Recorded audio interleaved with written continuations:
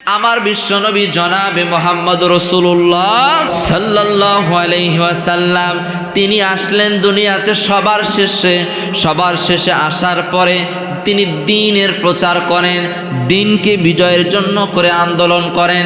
কোরআন এবং সুন্নাহ আল্লাহর জমিনে আল্লাহর দ্বীনকে বাস্তবায়নের জন্য করে চেষ্টা করেন।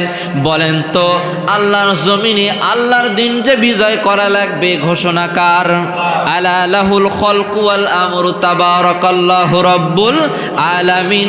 আল্লাহ রাব্বুল আলামিন বলেন জমিন যার আইন চলবে।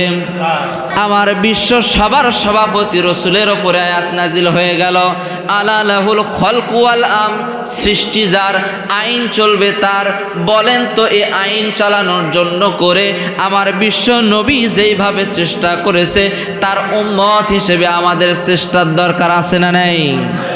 এই চেষ্টা যখন করতে যাবেন আমার বিশ্ব নবীর ওপরেও স্টিম রোলার হয়েছে, আপনি নবীর উম্মত হিসেবে আপনার ওপরে বোধহয় হবে না। আমার বিশ্ব নবী কোন দিনের প্রচার করতেন? দিন শব্দের ব্যাপক অর্থ কিন্তু হয়, আমি এক জুমায় আপনাদের সামনে আলোচনা করছিলাম। দিনকে আল্লাহ তাআলা কোরআনুল কারীমের বিভিন্ন পরতে দিনের ব্যাখ্যা করেছেন। আমি একের পর এক আয়াত বলতেছি।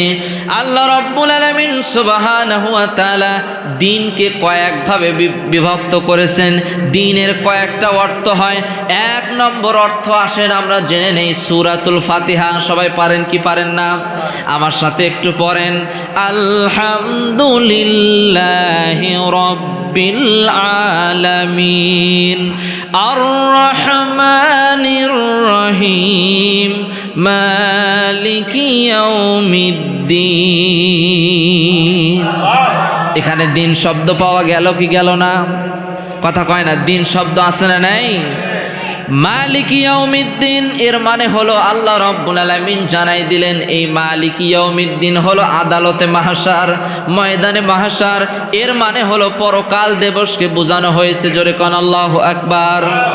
আল্লাহ পাক আবার সূরা আল ইমরানে চলেন, এই জায়গার ভেতরে আল্লাহ রাব্বুল আলামিন বলতেছেন ইন্নাদ-দীনা ইনদাল্লাহিল ইসলাম।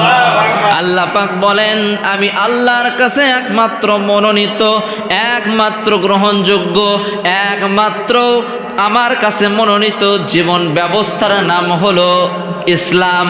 তার মানে এখানে দিন শব্দের অর্থ হলো জীবন ব্যবস্থা। জোরে কোন আল্লাহু আকবার। আল্লাহ রাব্বুল আলামিন ধুলির ধরায় বিশ্ব নবীকে প্রেরণ করেছিলেন, তার কিছু কারণ আছে না নাই? তার কিছু কারণ আছে। কি কারণে বিশ্ব নবীকে দুনিয়াতে প্রেরণ করা হলো? কোন এজেন্ডা বাস্তবায়নের জন্য রসুলকে প্রেরণ করা হলো? আর রসুল সাল্লাল্লাহু আলাইহি ওয়াসাল্লাম তিনি তার জীবন দশায় সে এজেন্ডা বাস্তবায়ন করতে পারছেন কি পারেন নাই? কতটুকু পেরেছেন? আর এই এজেন্ডা বাস্তবায়ন করতে যায় তিনি কতটা হামলা মামলা, কতটা নির্যাতনের শিকার হয়েছেন? এই বিষয়গুলো আমরা জানার চেষ্টা করব ইনশাআল্লাহ। রাসূল সাল্লাল্লাহু আলাইহি ওয়াসাল্লাম তার জীবন ওফাত গ্রহণ করার পরে, জীবন দশার পরে ওফাত যখন গ্রহণ করলেন, হযরত ওমর রাদিয়াল্লাহু তাআলা আনহুর জামানায় ক্যাবিনেট মিনিস্টারদের যে মিটিং হতো, এই মিটিংয়ে আব্দুল্লাহ ইবনে আব্বাস তখন বয়সে ছিলেন অনেক ছোট মানুষ। তো তিনি ওই মিটিংয়ে যখন থাকতেন, এ সময় অন্যান্য মন্ত্রীরা বা দায়িত্বশীলেরা তারা এটাকে ভালো হিসেবে দেখতো না। তারা মনে করতো যে এই চ্যাংরা মানুষ, এই ছেলেটা, আমরা বয়োবৃদ্ধ জ্ঞানবৃদ্ধ মানুষগুলো মন্ত্রী পরিষদের মিটিং চলে সে সময় এই ছেলেটা আমাদের এখানে বসে থাকে, এটা তাদের কাছে ভালো লাগে না। তো রাসূল সাল্লাল্লাহু আলাইহি ওয়াসাল্লামের সাহাবী হযরত ওমর রাদিয়াল্লাহু তাআলা আনহু বললেন, শোনো, তোমাদের কাছে আমার পক্ষ থেকে একটা প্রশ্ন যাবে, এই প্রশ্নের সঠিক উত্তর তোমাদেরকে দিতে হবে। যদি দিতে পারো আগামী মিটিং থেকে এই ছেলেটাকে আর আমরা এই আমাদের মিটিংয়ে রাখবো না। তো বললেন ঠিক আছে, কি প্রশ্ন করবেন করেন। তখন তিনি বললেন যে ইজা জাআ নাসরুল্লাহি ওয়াল ফাত, কোন সূরা বলেন তো? সূরা নসর। সূরা নসরটা কেন নাজিল হয়েছিল দুনিয়াতে? রসুলের ইন্তেকালের কিছু আগে এই সূরাটা নাজিল হয়েছে, ফতে মক্কার পরে। তো কেন এটা নাজিল হয়েছে আপনারা একটু বলেন। অনেকে বলতেছে যে দিন বিজয় হয়েছে এজন্য, অনেকে বলতেছে বিজয়ের পরে হামসানা করা লাগবে এজন্য, অনেকে অনেক কথা বলতেছেন, কোনোটাই সঠিক ওমরের কাছে মনে হলো না। হযরত ওমর রাদিয়াল্লাহু তাআলা আনহু সর্বশেষ আব্দুল্লাহ ইবনে আব্বাসকে প্রশ্ন করার সাথে সাথে কারেন্টের মতন উত্তর দিয়ে বলতেছেন, আমিরুল মুমিনিন খলিফাতুল মুসলিমিন, ইজা জাআ নাসরুল্লাহি ওয়াল ফাত, এই সূরা নাজিলের উদ্দেশ্য হলো বিশ্ব নবী এই ধুলির ধরা থেকে অফাত গ্রহণ করবে, এটা বোঝানো হয়েছে। জোরে কোন সুবহানাল্লাহ। তখন বললেন তুমি কেমন করে এটা বললা? কারণ আল্লাহ রাব্বুল আলামিন কোরআনুল কারীমের অন্যত্র বলেছেন রসুলকে প্রেরণের উদ্দেশ্য হলো দিন প্রচার করা।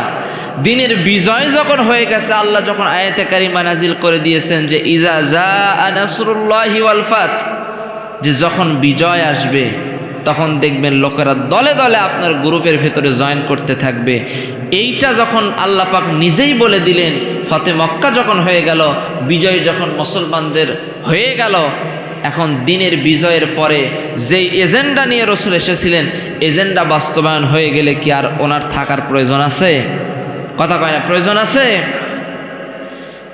এই কথা আব্দুল্লাহ ইবনে আব্বাস রাদিয়াল্লাহু তাআলা আনহু যখন বলে দিলেন, আর এইটা বলার পরে সমস্ত মন্ত্রী সাহেবগণ তারা বলতে থাকলো, আমরা বয়োবৃদ্ধ জ্ঞানবৃদ্ধ নিজেদেরকে বলতে চাই, তারপরেও আজকে অকপটে আমরা স্বীকার করে নিলাম আমরা বয়সে বড় হতে পারি, কিন্তু আল্লাহর নবী এই আব্দুল্লাহ ইবনে আব্বাসের জন্য যেই দোয়াটা করেছিলেন মাথায় হাত দিয়া, আর তাফসিরের সম্পর্কে যত ফর্মুলা তারে শিখাই দিয়ে গেছেন, তাফসির কারক হিসাবে বিশ্ববিখ্যাত মুফাসসির, গোটা বিশ্বের ময়দানে ওয়াল র্যাঙ্কিং 1 পর্যায়ে থাকবে আব্দুল্লাহ ইবনে আব্বাস। অতএব এই আব্দুল্লাহ ইবনে আব্বাস যদি পরবর্তী থেকে আমাদের মন্ত্রী পরিষদের মিটিংয়ে থাকে, আমাদের কোনো সমস্যা নেই। জোরে কোন সুবহানাল্লাহ। এইবার আসেন আব্দুল্লাহ ইবনে আব্বাসের এই প্রশ্নোত্তর থেকে আমরা একটা পয়েন্ট পাইলাম। রসুল দুনিয়াতে আসছিলেন দিনের বিজয় করার জন্য করে। বলেন তো, রসুল আসার আগেও এই দিন ছিল, শরীয়ত ছিল। আল্লাহ রাব্বুল আলামিন পৃথিবীর প্রথম মানুষ থেকে শুরু করে বিশ্বনবী আগমনের আগ পর্যন্ত যত আম্বিয়া আলাইহিমুস সালাম প্রেরণ করেছেন দুনিয়াতে, তারা দুনিয়াতে আসার পরে আল্লাহ রাব্বুল আলামিনের নির্ধারিত শরীয়ত প্রচার করেছেন। কোন কোন নবী তাদের বছরের পর বছর এত অক্লান্ত পরিশ্রম করে দিনের খেদমত করার পরেও দিনকে বিজয় করতে পারে নাই। হযরতে নূহ আলাইহিস সালাম বছরের পর বছর দাওয়াত দেওয়ার পরে দেখা গেল সর্বশেষ তার জন্য করে 80 জন মাত্র উম্মত বানাইতে পারছে, তার সাহাবী বানাইতে পারছে। অর্থাৎ দিনের বিজয়, দিনের এজেন্ডা বাস্তবায়নের জন্য করে যত নবী দুনিয়াতে আসছে, কোনো নবী এটাকে ফুলফিল করতে পারে নাই। কেবলমাত্র একমাত্র শুধুমাত্র অনলি ফর আমাদের নবী, বিশ্ব নবী জনাবে মুহাম্মদ রাসূলুল্লাহ সাল্লাল্লাহু আলাইহি ওয়াসাল্লাম তার জীবন দশায় মাত্র 23 বছরের ব্যবধানে এত অক্লান্ত পরিশ্রম করেছেন, যার মারফতে আল্লাহ রাব্বুল আলামিন আরশে আজিম থেকে দিনের বিজয় নিশ্চিত করে দিয়েছে। জোরে কোন সুবহানাল্লাহ। আর আর দুনিয়াতে যত নবী রাসূল দুনিয়াতে এসেছেন এদেরকে সত্যায়ন করার জন্য করে আল্লাহ রাব্বুল আলামিন আমার বিশ্ব নবীকে সেটিং করেছেন। আমার বিশ্ব নবীকে তিনি রাজ সাক্ষী বলেছেন। দুনিয়াতে যত নবী এসেছে, যত নবীগণ তাদের দ্বীনের জন্য করে খেদমত করেছেন, এই খেদমতগুলো প্রমাণ করার জন্য করে আমার বিশ্ব নবী যদি ফাইনাল সিগনেচার না করে, আমার বিশ্ব নবী যদি তাদের পক্ষে সাক্ষী না দেয়, তারা কিন্তু ব্যর্থ হয়ে যাবে। এই জন্য এবার প্রশ্ন করতে পারেন, হুজুর আমার বিশ্ব নবী আসলেন সবার পরে, আর বিশ্ব নবী আগের নবীদের সাক্ষী কেমন করে দেবে? কারণ সাক্ষী দেওয়ার জন্য করে চোখে দেখার দরকার আছে না নাই? কথা কয় না, সবাই বলেন, কথা বুঝতেছেন না? আপনি কোনো বিষয়ে সাক্ষী দেবেন, যদি আপনি সচক্ষে না দেখেন আপনি সাক্ষী দিতে পারবেন?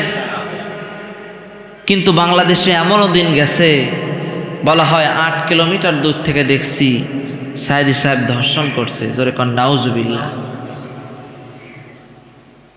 সেই আগস্ট এইটা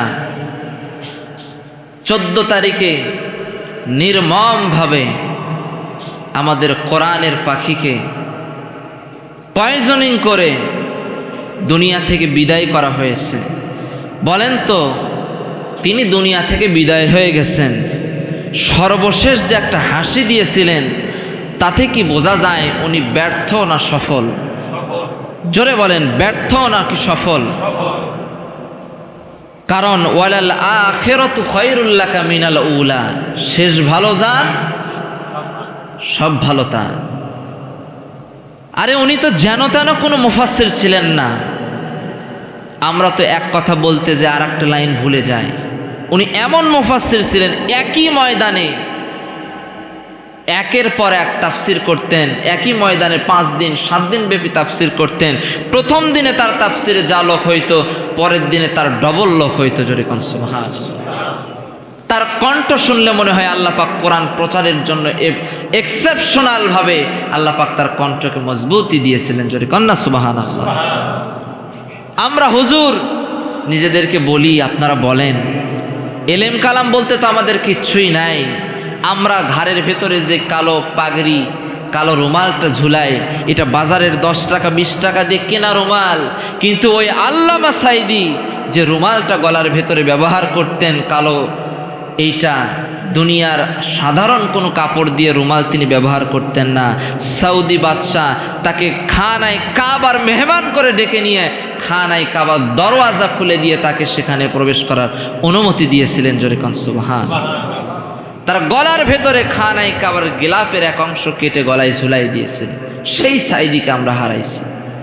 সম্মানিত ভাইয়েরা, সাক্ষী দেওয়ার জন্য চোখে দেখা দরকার, কিন্তু যে নির্মমভাবে তাকে হত্যা করা হয়েছে দুনিয়া থেকে কষ্টের পর কষ্ট দিয়ে, তিনি একটা কথাই বলেছেন ইউসুফ আলাইহিস সালামের মতো, ইন্নামা আশকু বাসি ওয়া হুজনি ইলাল্লাহ, আমি আমার মনের ব্যথা, মনের বেদনাগুলো দুনিয়ার কাউকে বলার সুযোগ পাই নাই।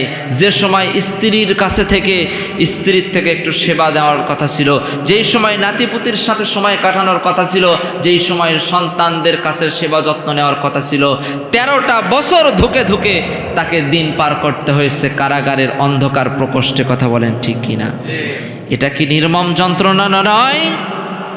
এই যন্ত্রণা দিয়ে ধুকে ধুকে যারা তাকে বিদায় করেছো, আল্লাহর ওলির কারামাতুল আউলিয়ায়ে হাক্কন, তিনি তার জীবন দশায় যা বলে গেছিলেন একটাও কি মিস হয়েছে? কথা কয় না, একটাও কি মিস হয়েছে? যেই 14 আগস্টে তাকে পয়জনিং পুশ করে মেডিকেল কিলিং করে হত্যা করা হয়েছিল, তাকে শহীদ করা হয়েছে, তার 1 বছর ঘুরতে না ঘুরতেই ওরা কি আর দেশে আছে? কথা কয় না, দেশে আছে? কারামাতুল আউলিয়ায়ে হাক্কন, ওলিদের কারামত সত্য। তিনি বলেছিলেন যা যা ফলে গেছে তা তা। যাই হোক, কথা ওই দিকে বলবো না, কথা যেদিক থেকে এখানে নিয়ে আসলাম সাক্ষী দেওয়ার জন্য চোখে দেখা শর্ত। কিন্তু সাক্ষী দেবেন আমাদের বিশ্বনবী যে পূর্ববর্তী যত নবী এসেছে সমস্ত নবীরা তাদের দ্বীনের দায়িত্ব সঠিকভাবে পালন করেছে, কিন্তু পূর্ণতা দিয়েছেন, পূর্ণতা দিনকে পরিপূর্ণ করেছেন আমার বিশ্বনবীর জামানায়। জোরে কন্যা সুবহানাল্লাহ। এখন প্রশ্ন হলো, তিনি আসলেন সবার পরে, অথচ তিনি দেবেন আগের নবীদের সাক্ষী, এটা কেমন করে হয়? এক নম্বর জবাব শোনেন, তিনি হলেন বিশ্ব মঞ্চের প্রধান অতিথি। এখন বলেন তো, প্রধান অতিথি যিনি হয় তিনি কি আগে বক্তব্য দিয়ে শেষ করে নেমে যায়? কথা কয় না। অনুষ্ঠান শুরু হতে প্রধান অতিথির বক্তব্য আগে হয় নাকি? প্রধান অতিথি কখন আসে? সবার শেষে আসে। দুই নম্বর, দুনিয়া সৃষ্টির যখন হাদিসের ভেতরে আসছে যে আদম আলাইহিস সালাম যখন মাটিতে গড়াগড়ি খায় তখনও তিনি, তার বডি স্ট্রাকচার হয় নাই, ধুলা এবং মাটি বালুকণার মতন তিনি ছড়িয়ে ছিটিয়েছিলেন। সেই সময়ও আল্লাহ তাআলা আমার বিশ্ব নবীকে তার নবী হিসেবে, নবুয়ত হিসেবে গ্রহণ করেছে। জোরে কান সুবহানাল্লাহ। এইবার আসেন, আমার বিশ্ব নবী সবার পরে আসছেন, কিন্তু সবার জন্য করে তিনি সাক্ষী দেবেন। আল্লাহ রব্বুল আলামিন সুবহানাহু ওয়া তাআলা তাকে দুনিয়ার সমস্ত মানুষের জন্য করে, সমস্ত নবীদের জন্য করে, সমস্ত রসূলদের জন্য করে রাজ সাক্ষী হিসেবে প্রেরণ করেছেন। এটার দলিল কোথায়? আল্লাহ রব্বুল আলামিন কোরআনুল কারীম সূরা আহজাব 45 নম্বর আয়াতে কারিমায় জানাই দিলেন, আল্লাহ পাক বলেন, ইয়া আইয়ুহান নাবিয়্যু ইন্না আরসালনাকা শাহিদাও ওয়া মুবাশশিরাও ওয়া নাযীরা ওয়া দাঈয়ান ইলাল্লাহি বিইযনিহি ওয়া সিরাজাম মুনীরা। আল্লাহ রব্বুল আলামিন জানাই দিলেন, ইন্না আরসালনাকা শাহিদা, আমার বিশ্ব নবীকে দুনিয়ার মসনদে যত কর্মনীতি যত কর্মসূচি দিয়ে প্রেরণ করেছি, এক নম্বর কাশাহিদা, তিনি সবার জন্য করে রাজ সাক্ষী হিসেবে তিনি থাকবেন। জোরে কোন সুবহানাল্লাহ। একটা মানুষের জীবন দশায় যত সাক্ষীর মুখোমুখি হবে না কেন, যত সাক্ষী তার পক্ষে কিংবা বিপক্ষে সাবমিট করা হোক না কেন, কাল কিয়ামতের ময়দানে, আদালতে মাহশরে আমার বিশ্ব নবী যার পক্ষে সাক্ষী দেবেন তিনি হবেন জান্নাতি। জোরে কোন সুবহানাল্লাহ। এইবার আসেন, আমার বিশ্বনবী জনাবে মুহাম্মদ রাসূলুল্লাহ সাল্লাল্লাহু আলাইহি ওয়াসাল্লাম, তিনি আসলেন দুনিয়াতে সবার শেষে আসার পরে তিনি দ্বীনের প্রচার করেন, দ্বীনকে বিজয়ের জন্য করে আন্দোলন করেন। কোরআন এবং সুন্নাহ আল্লাহর জমিনে আল্লাহর দ্বীনকে বাস্তবায়নের জন্য করে চেষ্টা করেন। বলেন তো, আল্লাহর জমিনে আল্লাহর দ্বীন যে বিজয় করা লাগবে, ঘোষণা কার? আর একটু জোরে বলেন, কার? আলা লাহুল খালকু ওয়াল আমরু তাবারাকাল্লাহু রাব্বুল আলামিন। আল্লাহ রাব্বুল আলামিন বলেন, জমিন যার, আইন চলবে। জোরে কয় না, জমিনটা কার? আর একটু জোরে, ওই পাশে কথা হচ্ছে না, সবাই বলেন, জমিনটা কার? জমিন যার, তাহলে এই জমিনে আইন চলবে কার? আমার বিশ্ব সবার সভাপতি রসুলের ওপরে আয়াত নাজিল হয়ে গেল, আলা লাহুল খালকু ওয়াল আমর, সৃষ্টি যার, আইন চলবে তার। বলেন তো, এই আইন চালানোর জন্য করে আমার বিশ্ব নবী যেইভাবে চেষ্টা করেছে, তার উম্মত হিসেবে আমাদের চেষ্টার দরকার আছে না নাই? এই চেষ্টা যখন করতে যাবেন, আমার বিশ্ব নবীর ওপরেও স্টিম রোলার হয়েছে, আপনি নবীর উম্মত হিসেবে আপনার ওপরে বোধহয় হবে না। কথা পায় না, হবে নাকি হবে না? আমার বিশ্ব নবী কোন দিনের প্রচার করতেন? দিন শব্দের ব্যাপক অর্থ কিন্তু হয়, আমি এক জুমায় আপনাদের সামনে আলোচনা করছিলাম। দিনকে আল্লাহ তাআলা কোরআনুল কারীমের বিভিন্ন পরতে দিনের ব্যাখ্যা করেছেন। আমি একের পর এক আয়াত বলতেছি। আল্লাহ রাব্বুল আলামিন সুবহানাহু ওয়া তাআলা দিনকে কয়েকভাবে বিভক্ত করেছেন। দিনের কয়েকটা অর্থ হয়। এক নম্বর অর্থ আসেন আমরা জেনে নেই, সূরাতুল ফাতিহা। সবাই পারেন কি পারেন না? আমার সাথে একটু পড়েন, আলহামদুলিল্লাহি রাব্বিল আলামিন আর রহমানির রহিম মালিকি ইয়াউমিদ্দিন। এখানে দিন শব্দ পাওয়া গেল কি গেল না? কথা কয় না, দিন শব্দ আছে না নাই? মালিক ইয়াউমিদ্দিন এর মানে হলো আল্লাহ রাব্বুল আলামিন জানাই দিলেন এই মালিক ইয়াউমিদ্দিন হলো আদালতে মাহশার, ময়দানে মাহশার।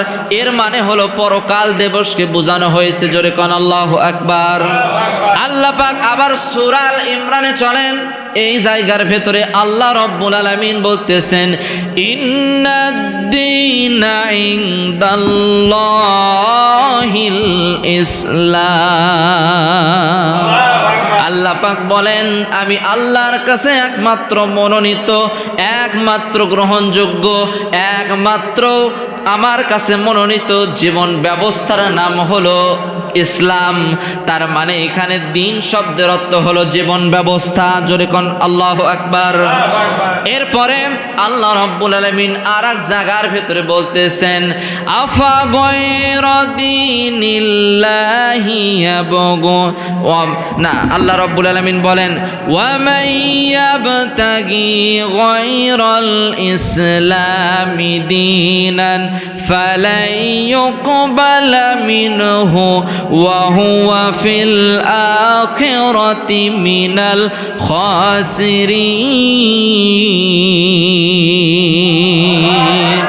আল্লাহ পাক বলেন, ইসলাম বাদ দিয়ে যারা জীবন চালাবে, অমাইয়াবতাগি গয়রল ইসলামী দীনান, গয়রল ইসলাম, ইসলাম বাদ দিয়ে যারা রাজনীতি করবে, ইসলাম বাদ দিয়ে যারা নামাজ পড়বে, ইসলাম বাদ দিয়ে যারা জাকাত দেবে, ইসলাম বাদ দিয়ে যারা রোজা থাকবে, ইসলাম বাদ দিয়ে যারা নাকি তাদের সমাজ চালাবে, পরিবার চালাবে, ব্যক্তি জীবন চালাবে, ইসলাম বাদ দিয়ে যারা বউ চালাবে, ইসলাম বাদ দিয়ে যারা ব্যবসা চালাবে, একটাও আমি আল্লাহ পাক কবুল করব না।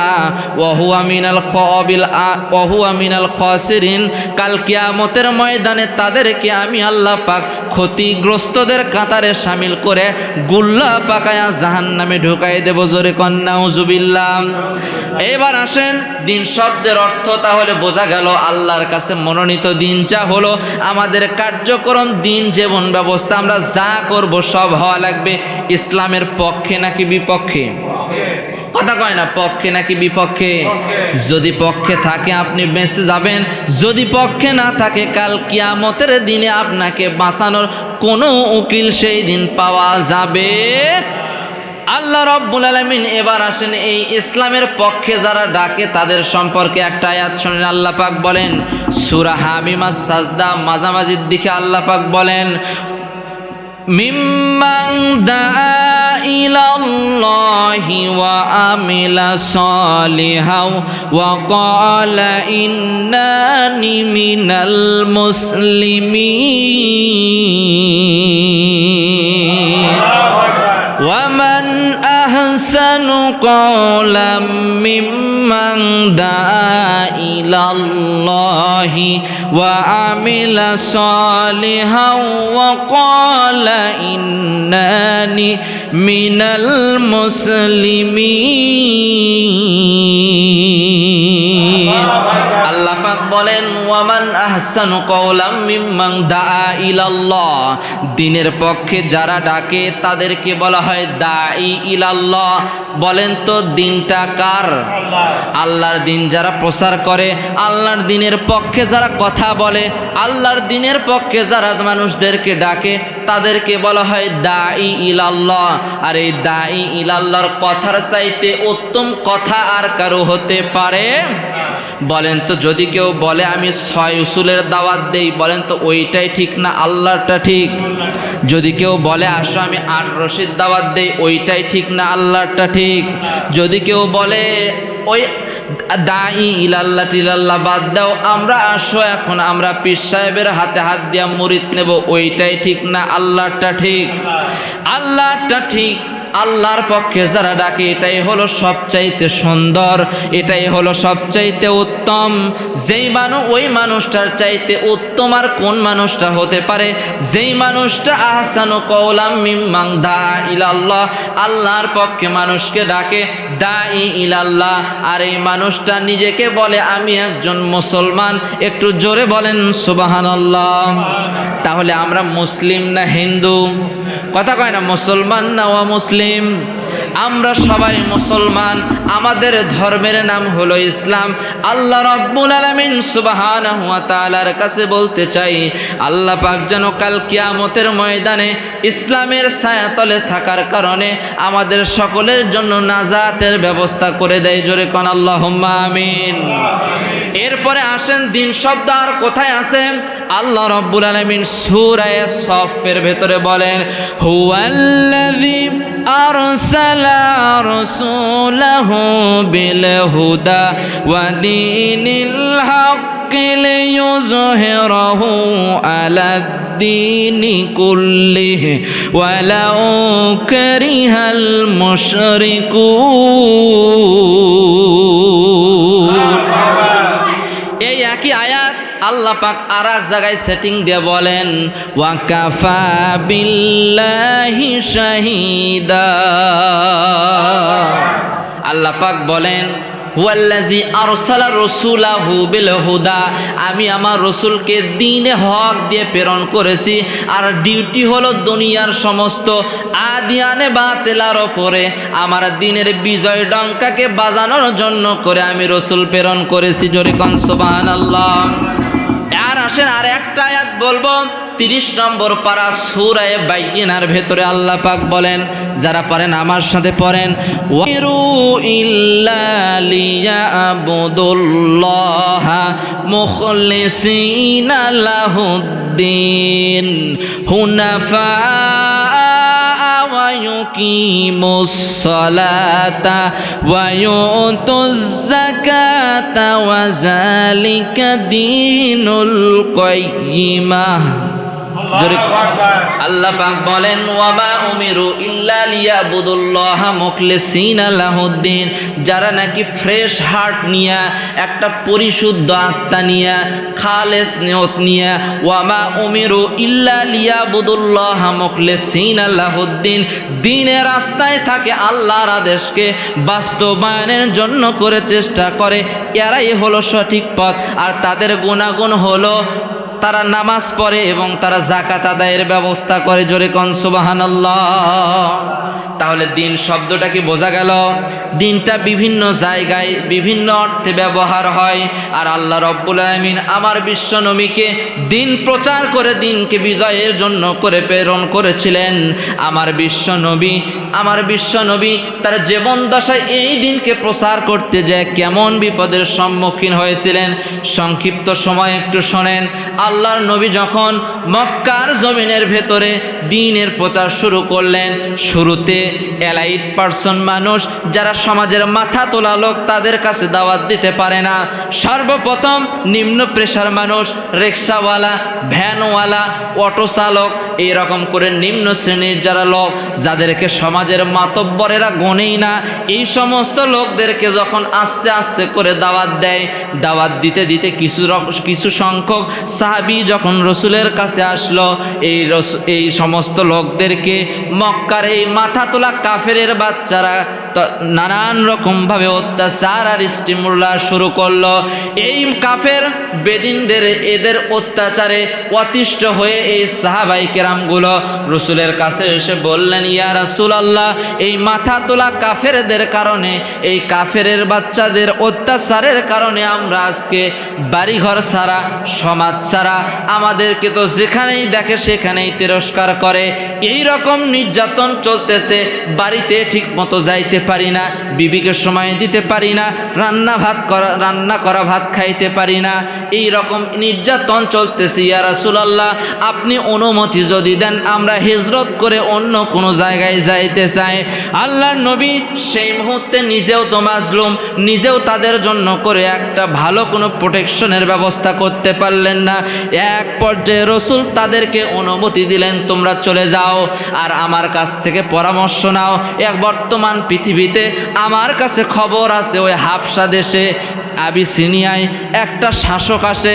বর্তমান সময়ে যত শাসক অবস্থান করতেছে তাদের ভেতরে হাবশার ওই আবিসিনিয়ার বাদশাহ নাজ্জাশী নামক একজন বাদশাহ আছে। ওই বাচ্চার কাছে যদি তোমরা যাও, আমার মনে হয় তোমাদেরকে সুন্দরভাবে থাকার একটা পরিবেশ করে দেবে। জোরে কোন সুবহানাল্লাহ। রসুল তাদের এই আবদার মেটানোর জন্য করে সর্বপ্রথম 15 জনের একটা দল সেখানে প্রেরণ করলেন, হিজরত করার জন্য পারমিশন দিয়ে দিলেন। এই 15 জন লোক সেখানে চলে গেল। আল্লাহর নবীর কথা মতো সেখানে দেখা গেল এই বাচ্চা নাজ্জাশীর কাছে, বাচ্চা নাজ্জাশীর এই দেশের ভেতরে হাবশা দেশে আবিসিনিয়ায় তারা খুব সুন্দর মতো থাকা শুরু করে দিল, সুন্দরভাবে থাকতেছে। কিছুদিন পরে আল্লাহর নবী আরো 85 জন সেখানে প্রেরণ করলেন, আরও 86 জন প্রেরণ করলেন। তাহলে আগে গেছিল 15 জন, এবার পাঠাইলেন 86 জন। মোট হলো কয়জন? কত? 101 জন। এবার বলেন তো, একটা এলাকা থেকে যদি 101 জন লোক কোথাও চলে যায়, কানা ঘষা হয় না? বোঝা যাবে কি যাবে না? 4 স্টলে যাওয়ার পরে বলতেছে একেবারে, আব্দুল সালাম ওকুমা কয়দিন হলে দেখি না, এই লোকটা গেছে কোথায়? ও বলতেছে আব্দুল করিম তো আমার বাড়ির কাছে বাড়ি, ওই ওকুমা নাই। এইরকম খোঁজ গল্প হতে হতে হতে হতে দেখা গেল 101টা লোককে এই মক্কা নগরীতে পাওয়া যায় না। রিপোর্ট করা হলো আবু জেহেল সহ ওই সমস্ত লোকদের কাছে, কাফেরদের কাছে। যখন রিপোর্টপত্র জমা দেওয়া হলো, এইবার কাফেরদের পক্ষ থেকে 2টা দল, 2টা লোক এবার আবিসিনিয়ায় চলে গেল। যখন খবর জানাজানি হয়ে গেল, তারা 2 জন লোক ওখানে চলে যাওয়ার পরে সেখানে বাদশার কাছে তারা আর্গুমেন্ট দাবি করতেছে। আর এইদিকে সিটার মার্কা কাফেরেরা তারা বলতেছে, ওই আবিসিনিয়ার বাচ্চা নাজ্জাশীর কাছে যাওয়ার সময় আমাদের পক্ষ থেকে একটু হাদিয়া নিয়ে যাওয়া লাগবে, কারণ হাদিয়া ছাড়া ওপরের চেয়ারের লোকগুলো হালান খুব একটা যায়। বড় চেয়ারে যারা থাকে হাদিয়া না দিলে ওকে আবার মন খুশি হয় না। এই মন খুশি হওয়ার জন্য চেয়ারের কি বলে টেবিলের নিচ দিয়ে হাদিয়া দেওয়া লাগে। টেবিলের ওপর দিয়ে দেখলে এখন আবার সিসি ক্যামেরায় দেখা যায় কি যায় না। সম্মানিত উপস্থিতি, এইরকম করে অনেক উপঢৌকন নিয়ে, অনেক সুন্দর সুন্দর প্রসাধনী নিয়ে, অনেক সুন্দর সুন্দর জিনিসপত্র নিয়ে বাদশা নাজ্জাশীর কাছে যে তার দপ্তরে রাখলেন। রাখার পরে বলতেছেন, আমরা মক্কা থেকে এসেছি। মক্কা থেকে আসার তোমাদের কারণ কি? বলতেছেন, আমাদের এলাকায় থেকে কিছু লোক আপনার এলাকায় ঢুকেছে, এদের সম্পর্কে কি আপনি জানেন? কয় না তো জানি না, কি হয়েছে বলো। বলতেছে, এরা ওই দেশটা জ্বলে পুরা সারখার করে খাইছে, খাওয়ার পরে ওই দেশত ভাত হয়নি, ওরা আপনার দেশ জ্বলাবের আসছে। এই রকম করে যখন বলতেছেন, বলেন তো বাদশার মাথায় একটু আইকিউ আছে না নাই? কিছুই যদি না থাকে তাহলে কি আর বড় চেয়ারে বসতে পারে? তিনি এবার বলতেছেন, শোনো, তোমাদের কথা শুনতেছি, এবার ওদেরকেও ডাকবো, ওদের থেকেও শুনবো, সমস্যা নেই। 2 পক্ষকে ডাকা হলো। ডাকার পরে এই লোকগুলো বলতেছেন, আর একটা খবর শোনেন, ওরা নিজেদের ধর্ম, বাপ দাদার ধর্মতে সুনকালিমা খায়া নতুন একটা নবী বানাইছে যার নাম মোহাম্মদ। ওরা নাকি দাঈ ইলাল্লাহর কাজ করে, আল্লাহর দিনের কাজ করে। এই লোকগুলোকে গ্রেফতার করেন, তাড়াতাড়ি পানিশমেন্ট দেন। আর আপনাদের নবী ঈসা নবী বাচ্চা নাজ্জাশী ছিলেন খ্রিস্টান, ওই ঈসা নবী সম্পর্কে তাদের অনেক ভুল ধারণা আছে। আপনি তাদেরকে রিমান্ডে নেন, তাদেরকে সাইজ করেন, অথবা তাদেরকে আমাদের সাথে পাঠায় দেন, দেশত নিয়ে যায় ওদেরকে সাইজ করবো। জোরে কন্যা নাউজুবিল্লাহ। এই রকম করে মামলা যখন দায়ের করলো, তাদেরকেও ডাকা হলো। এই 101 জনের ভেতর থেকে একটা লোককে বাদশার কাছে কথা বলার জন্য রেডি করা হলো। মুসলমানদের পক্ষে যেই সাহাবাটা দোভাষী হিসাবে মুসলমানদের পক্ষে বাদশা নাজ্জাশীর সামনে কথা বলবে, তার নাম হলো জাফর বিন আবি তালেব। জোরে কোন সুবহানাল্লাহ। তিনি ছিলেন হাফিজুল কোরআন। জোরে কোন আল্লাহু আকবার। এবার তার সামনে যখন কথা বলতে শুরু করলো, বাদশা নাজ্জাশী একটা করে প্রশ্ন করে, উনি একটা করে উত্তর দেয়, একটা করে প্রশ্ন করে, একটা করে উত্তর দেয়। উত্তরগুলো শুনে বাদশা নাজ্জাশীর কাছে খুব ভালো লাগলো। সর্বশেষ সময় সংক্ষিপ্ত, সর্বশেষ একটা প্রশ্ন করছে, আচ্ছা ওরা যে তোমাদের বিরুদ্ধে মামলা দিল, তোমরা নাকি খ্রিস্টানদের বিরুদ্ধে বিষোদ্গার করো, বলো তো ঈসা আলাইহিস সালাম সম্পর্কে তোমাদের মতামত কি? এইবার হাফেজ সাহেব জাফর বিন আবি তালেব তিনি আর মুখ নিঃসৃত কোনো কথা বলে নাই, তিনি সরাসরি আসমানি পয়গাম কোরআনুল কারীম থেকে তেলাওয়াত আরম্ভ করে দিয়েছে। জোরে কোন সুবহানাল্লাহ। এবার বলেন তো, কয়েক জুমা আগে আপনাদের সামনে আলোচনা করেছিলাম ঈসা আলাইহিস সালামের মায়ের নাম, কথা কয় না, মারিয়াম। কি বলেন? মারিয়াম আলাইহিস সালাম। এই মারিয়াম নামে কোরআনে সূরা আছে না নাই? এখন যদি জানতে চান সরাসরি কোরআনে চোখ লাগান। এইবার জাফর বিন আবি তালেব বাদশা নাজ্জাশীর সামনে কোরআনুল কারীম সূরা মারিয়াম থেকে তেলাওয়াত শুরু করে দিয়েছেন। আমি একটু কি পড়ব? আল্লাহ রাব্বুল আলামিন এই সূরা মারিয়ামের ভিতরে জানাই দিয়েছেন, কাফ হা ইয়া আইন সাদ যিকরু রাহমাতি রাব্বিকা আবদাহু যাকারিয়া ইয নাদা রাব্বাহু নিদাআন খাফিয়া। এই রকম করে আরো সুন্দর মোহিত করা তেলাওয়াত দিয়া মন মাতানো, মঞ্চ কাঁপানো তেলাওয়াত শুরু করে দিয়েছেন। একের পর এক আয়াত পড়েন, জাফর বিন আবি তালেবের চক্ষু দিয়া দর করে পানি পড়ে। সভাসদের লোকদেরকে তাকায় দেখা হলো বাদশা নাজ্জাশীর ওই দপ্তরে যারাই ছিল, বাদশা নাজ্জাশী সহ সকলের চক্ষু দিয়া দর করে পানি পড়তেছে। জোরে কন্যা আল্লাহু আকবার। এই রকম করে পড়তে পড়তে এবার জাফর বিন আবি তালিব যখন 36 নম্বর আয়াতে কারিমায় চলে গেছে, এই 36 নম্বর আয়াতের ভেতরে আল্লাহ রাব্বুল আলামিন আমাদের জন্য করে জানাই দিচ্ছেন, ওয়া ইন্নাল্লাহা রাব্বি ওয়া রাব্বুকুম ফা'বুদুহু হাযা সিরাতুম মুস্তাকিম। এই 36 নম্বর আয়াত যখন পড়ে ফেলেছে তখন বাদশা নাজ্জাশী বলতেছেন, তোমরা স্টপ হয়ে যাও, হাসবুক, তোমরা থেমে যাও, কারণ তোমাদের এই কথাগুলো আমার কানের ভেতরে ঢুকতেছে আর আমার মনে হচ্ছে আমাদের কিতাব, আমাদের এই মুসা ঈসা আলাইহিস সালামের ওপরে যে ইনজিল কিতাব নাজিল হয়েছে আর তোমাদের ওপরে যেই কোরআন নাজিল হয়েছে, এই দুইটা কিতাব দুনিয়ার কোনো মানুষের বানানো নয়, কামেশকাতিন একই আলোকবর্তিকা কোরআনুল কারীম অর্থাৎ আসমানি পয়গাম। জোরে কোন সুবহানাল্লাহ। এইবার বাদশা নাজ্জাশী অন্তর বিগলিত হয়ে যায়। এইবারও সভাসদের লোকদের সামনে একটা ঘাসের টুকরা অথবা একটা কাঠের টুকরা তুলে নিলেন। তুলে নেওয়ার পরে বলতেছেন, এই যে দেখো, এইটা ধরে শপথ করলাম, তিনি 3 বার এই কথা বলেছিলেন, শপথ করলাম এই লোকগুলো আমার রাষ্ট্রীয় মেহমান হিসেবে আমার এই আবিসিনিয়ায় থাকবে, এদের বিরুদ্ধে কোনো মামলা তো দূরের কথা, কেউ যদি একটা বাজে মন্তব্য করে আমি তাদেরকে রিমান্ডে নিয়ে সাইজ করব এবং তাদেরকে জরিমানার আওতায় নিয়ে আসবো। জোরে কোন আল্লাহু আকবার। এরপরে এই লোকগুলোকে বললেন, যা আর্গুমেন্ট দায়ের করেছো তাড়াতাড়ি যদি বাঁচতে চাও জান নিয়ে মক্কার দিকে দৌড় লাগাও, কারণ আর কিছু সময় যদি তোমরা এখানে থাকো আমি বাদশা নাজ্জাশী হুকুম দিয়া তোমাদেরকে লকআপে ঢোকাই দেব। জোরে কন্যা আল্লাহু আকবার।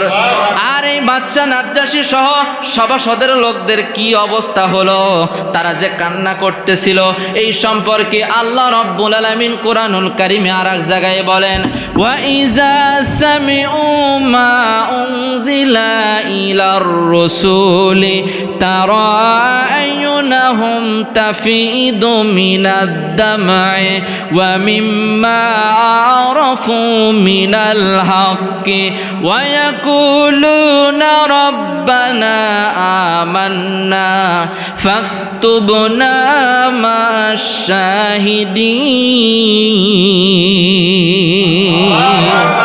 আল্লাহর কোরআন শোনার পরে যাদের মনটা নরম হয়ে যায়, চক্ষু দিয়া দর করে পানি পড়ে যায়, আর এই মানুষগুলো এক পর্যায়ে বলতে থাকে, ফাকতুবনা মা'আশ শাহিদিন, আমাদের নামগুলোকে ওই সাক্ষীদাতাদের কাতারে লিখে নেন যাদেরকে আপনি হিদায়াতের রাস্তা দিয়েছেন। জোরে কোন সুবহানাল্লাহ।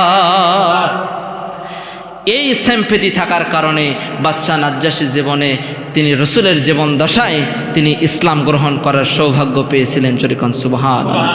এবং তার মৃত্যুর পরে রসুল সাল্লাল্লাহু আলাইহি সাল্লাম সাহাবীদেরকে নিয়ে মক্কায় থেকে, আবিসিনিয়া তো অনেক দূরে, তো তিনি মক্কায় সাহাবীদেরকে নিয়ে তিনি সেখানে গায়েবানা জানাজা আদায় করেছিলেন, জরিকন সুবহানাল্লাহ। আল্লাহ রাব্বুল আলামিন যে আলোচনা আজকে করলাম কোরআন এবং সুন্নাহর আলোকে, আল্লাহ রাব্বুল আলামিন আমাদের সবাইকে আমল করার তৌফিক দান করুন। সবাই বলেন আল্লাহুম্মা আমিন।